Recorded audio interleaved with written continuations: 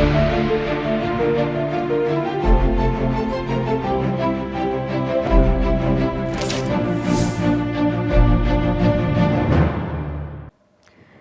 मैं हूं रत्ना और आप देख रहे हैं सी न्यूज़ भारत। वक्त हो गया उत्तर प्रदेश बुलेटिन का। बात होगी आजमगढ़ की, जहां यातायात माह नवंबर 2025 का आगाज किया गया। साथ ही बात होगी शाहजहांपुर की, जहां रन फॉर यूनिटी में दिखा जोश। रोजा पुलिस ने दिया राष्ट्रीय एकता का संदेश। ऐसी तमाम खबरों पर विस्तार से चर्चा करेंगे इस बुलेटिन में। 1 नवंबर 2025 को आजमगढ़ में वरिष्ठ पुलिस अधीक्षक डॉक्टर अनिल कुमार ने यातायात माह नवंबर 2025 का शुभारंभ किया। इस अवसर पर उन्होंने पुलिस अधिकारियों, कर्मचारियों और छात्रों को यातायात नियमों का पालन करने और सड़क सुरक्षा के प्रति जागरूक रहने की शपथ दिलाई और हरी झंडी दिखाकर रैली रवाना की। कार्यक्रम में अन्य पुलिस अधिकारी और विभिन्न विद्यालयों के छात्र छात्राएं भी उपस्थित रहे। पूरे माह सड़क सुरक्षा और जन जागरूकता से संबंधित गतिविधियां आयोजित की जाएंगी ताकि नागरिकों में यातायात अनुशासन बढ़े। पुलिस ने जनता से सड़क सुरक्षा नियमों का पालन करने का आग्रह किया है। सर, यातायात माह का शुभारंभ आपके द्वारा किया गया है, तो किस तरह का निर्देश दिया जा रहा है और क्या क्या इसमें हो रहा है? यातायात निदेशालय द्वारा नवंबर माह को यातायात माह के रूप में मनाया जाता है। इसका उद्देश्य ये रहता है कि लोगों को रोड सेफ्टी के बारे में नियमों की जानकारी रहे, लोग नियमों का पालन करें। जो कारण रोड एक्सीडेंट का कारण बनते हैं, चाहे वो रोड इंजीनियरिंग हो, चाहे वाहनों की डिज़ाइन हो, चाहे ड्राइवर्स का मानक के अनुसार होना, वो सब चीज़ें हैं, उनमें सुधार करना। और इसके अलावा अगर रोड एक्सीडेंट होता है तो उसमें घायल को तीव्र, त्वरित और पर्याप्त चिकित्सा सुविधा उपलब्ध कराना, ये इस अभियान के अंतर्गत प्रयास हमारा रहता है। ज़्यादा से ज़्यादा इन चीज़ों को हम लोग बेहतर तरीके से करें। इसमें न केवल पुलिस बल्कि रोडवेज विभाग और आरटीओ, प्रशासन और अन्य जो पीडब्ल्यूडी, एनएचआई, सभी जो विभाग हैं, ये सब मिलके एक यूनिट के तौर पे इसमें रोड सेफ्टी को और सुरक्षित बनाने के लिए इस माह के दौरान काम करते हैं। आजमगढ़ से सी न्यूज़ संवाददाता सीबी भास्कर की रिपोर्ट। बांदा में शहर के रामलीला मैदान में कमिश्नर अजीत कुमार और डीजीआई रमेश एस ने फीता काटकर यातायात जागरूकता माह का शुभारंभ किया। कार्यक्रम में छात्रों और आम नागरिकों के साथ जिला प्रशासन के सभी आला अधिकारी उपस्थित रहे। लोगों को दोपहिया वाहनों पर हेलमेट और चौपहिया वाहनों से सीट बेल्ट लगाने के लिए जागरूक किया गया। 1 माह तक चलने वाले इस कार्यक्रम में सड़क सुरक्षा और हादसे में कमी लाने पर जोर दिया गया और जनता से सहयोग की अपील की गई। ट्रैफिक माह का शुभारंभ हमारा सिद्धपुर गाँव मंडल में आज बांदा जनपद में एक महोदय और मेरे द्वारा किया गया है। आज स्कूल बच्चों को हम लोग आमंत्रित भी किए थे और इन सभी लोगों को जागरूकता का कार्यक्रम भी किया गया था। ये पूरा ट्रैफिक माह में हम लोग 2 तरीके से काम करेंगे। एक तो प्रिवेंटिव काम है, जो जिसमें चालान वगैरह पूरा कराएंगे। दूसरा जो अवेयरनेस है, जो बच्चों का और आम जनता को हम लोग अवेयरनेस कार्यक्रम लगातार चलाएंगे। ये ट्रैफिक पुलिस द्वारा लगातार किया जाएगा।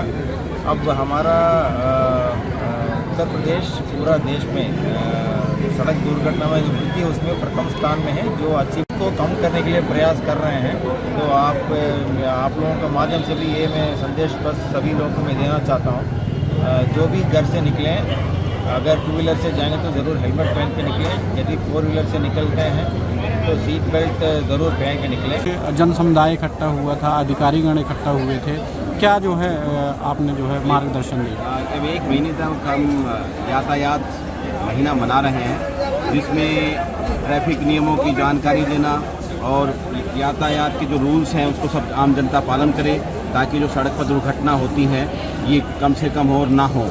तो इस संबंध में जानकारी दी और अवेयरनेस प्रोग्राम पूरे महीने चलेंगे और सड़क के नियमों का सब पालन करें, ड्रिंक करके गाड़ी ना चलाएं, हेलमेट का प्रयोग सभी करें और जो कि ब्लैक स्पॉट्स हैं उनको आइडेंटिफाई किया जाएगा और सभी अपने अपने स्तर पर चाहे पुलिस हो, आरटीओ हो, चाहे ट्रैफिक सिटी मजिस्ट्रेट हो, शासन, सभी मिलकर एक साथ काम करेंगे ताकि दुर्घटनाएं कम से कम हो और जनता को अधिक से अधिक अवेयर किया जाएगा, जनमानव को गांव गांव तक, स्कूल कॉलेज सब जगह, ताकि ऐसी घटनाएं ना हो।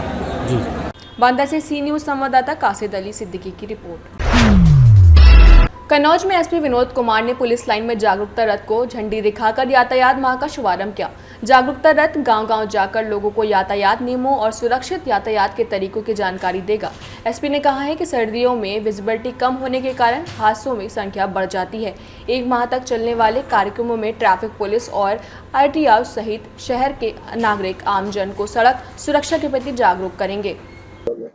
देखिए, एक सड़क सुरक्षा के लिए जो नवंबर माह है वो यातायात माह के रूप में मनाया जाता है और हमारे 30 दिन के लिए जो यातायात में जो सुरक्षा के प्रिकॉशन लिए जाने हैं और जो जागरूकता के अभियान चलाए जाने हैं, इसका आज शुभारंभ किया गया है पुलिस लाइन सभागार से, जिसमें हमारे परिवहन विभाग के अधिकारी, पुलिस विभाग के अधिकारी, सभी व्यापार मंडल से जुड़े हुए लोग, शहर के सम्रांत नागरिक, स्कूली बच्चे, सभी लोगों ने बड़ी संख्या में प्रतिभाग किया और सभी के विचार विमर्श हुआ और जिन कारणों से दुर्घटनाएं होती हैं उनके बारे में विस्तृत चर्चा की गई और उनको जागरूक भी किया गया और सबको आह्वान किया गया है कि न केवल स्वयं बल्कि अपने परिजनों का, परिवार का, अपने पड़ोस का, अपने समाज को भी इस संबंध में सभी लोग मिलजुल करके इसको सहभागिता करेंगे तो निश्चित रूप से हम इस कार्यक्रम में सफल होंगे।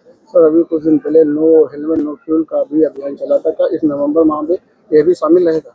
देखिए, ये नवंबर माह जैसे ही थोड़ा ठंडक की शुरुआत हुई है तो विजिबिलिटी भी कम हो जाती है, तो दुर्घटनाओं की संख्या बढ़ जाती है। तो ये पहले से ही नो हेलमेट नो फ्यूल का जो अभियान चलाया जा रहा था वो इसमें लगातार वो ड्राइव तो रहता ही है, लेकिन ये हमारा नियमित रूप से अभियान चलता है और इसका भी पार्ट होगा ये।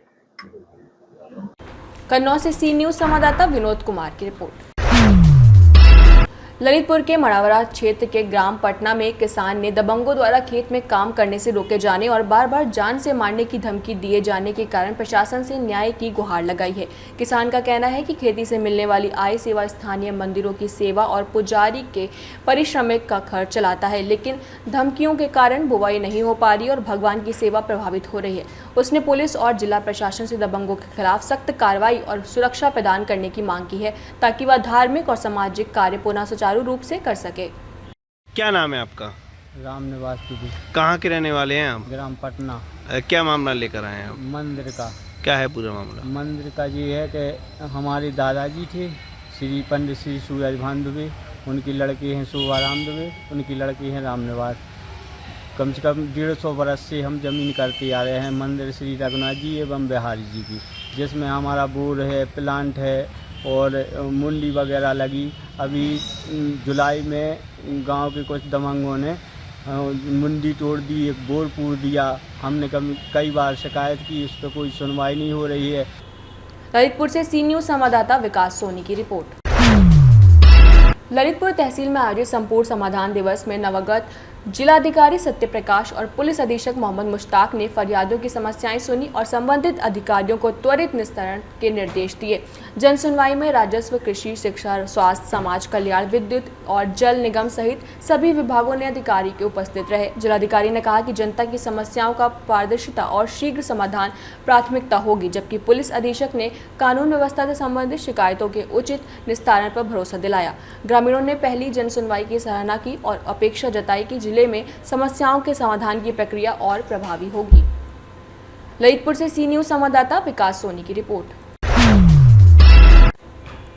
जनपद ललितपुर में बुनियादी शिक्षा की गुणवत्ता और शिक्षकों की कार्यप्रणाली को सुधारने के उद्देश्य से जिला बेसिक शिक्षा अधिकारी रणवीर सिंह लगातार सख्त रूप अपनाए हुए हैं। इसी क्रम में शुक्रवार को उन्होंने ग्राम रोड़ा के अंतर्गत संचालित 2 प्राथमिक विद्यालयों और 1 जूनियर हाई स्कूल का औचक निरीक्षण किया।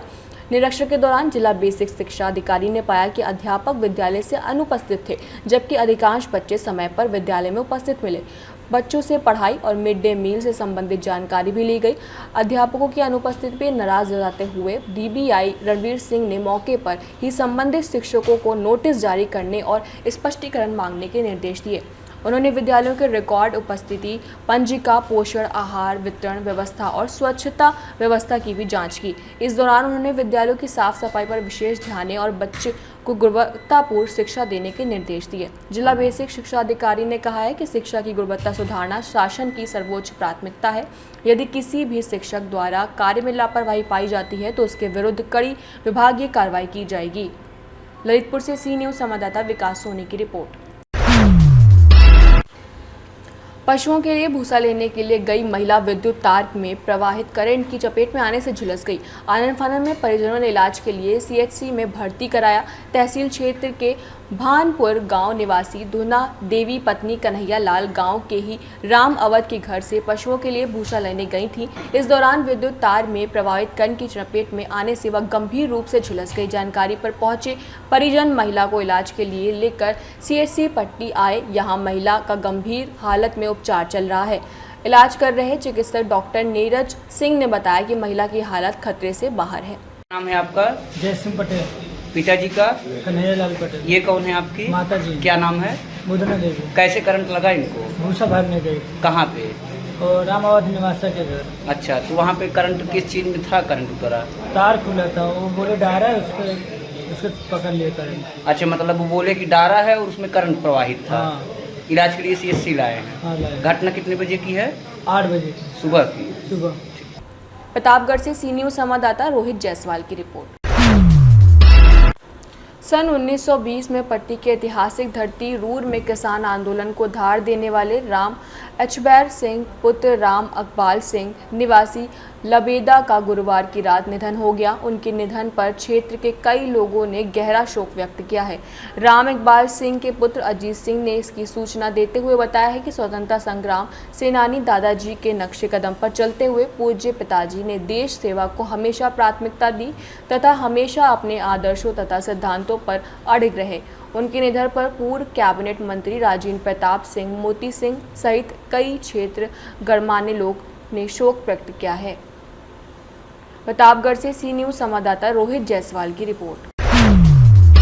प्रयागराज के मेजा सामुदायिक स्वास्थ्य केंद्र में आशा बहुओं ने हड़ताल कर अपनी लंबित मांगों और समस्याओं के समाधान की गुहार लगाई। उनका कहना है कि दशकों से उनकी आवाज़ को नज़रअंदाज किया गया और राष्ट्रीय स्वास्थ्य मिशन तथा जिला स्वास्थ्य समितियों शिकायतों के निस्तारण में उदासीन रही है। आशा बहुओं ने बताया कि वे दिन रात गाँव की गलियों में स्वास्थ्य कार्य करती हैं, लेकिन वेतन समय पर नहीं मिलता, जिससे उन्हें अपमानजनक अनुभव होता है। प्रयागराज से सी न्यूज़ संवाददाता अंशु कुशवाहा की रिपोर्ट। शाहजहांपुर के थाना रोजा में राष्ट्रीय एकता दिवस पर रन फॉर यूनिटी कार्यक्रम का आयोजन बड़े उत्साह के साथ किया गया। थाना प्रभारी राजीव कुमार के नेतृत्व में थाना पुलिस और 30 महिला रिक्रूट आरक्षियों ने इसमें भाग लिया। कार्यक्रम स्थल देशभक्ति, अनुशासन और एकता के नारों से गूंज उठा, जिसमें सभी प्रतिभागियों ने एक भारत श्रेष्ठ भारत का संदेश साझा किया। थाना प्रभारी ने राष्ट्रीय एकता को केवल नारा नहीं बल्कि कर्तव्य बताया और पुलिस एवं महिला आरक्षियों की भूमिका की सराहना की। शाहजहांपुर से सी न्यूज़ संवाददाता फसाद खान की रिपोर्ट। इस बुलेटिन में फिलहाल इतना ही। देश और दुनिया की तमाम बड़ी खबरों के लिए देखते रहिए सी न्यूज़ भारत।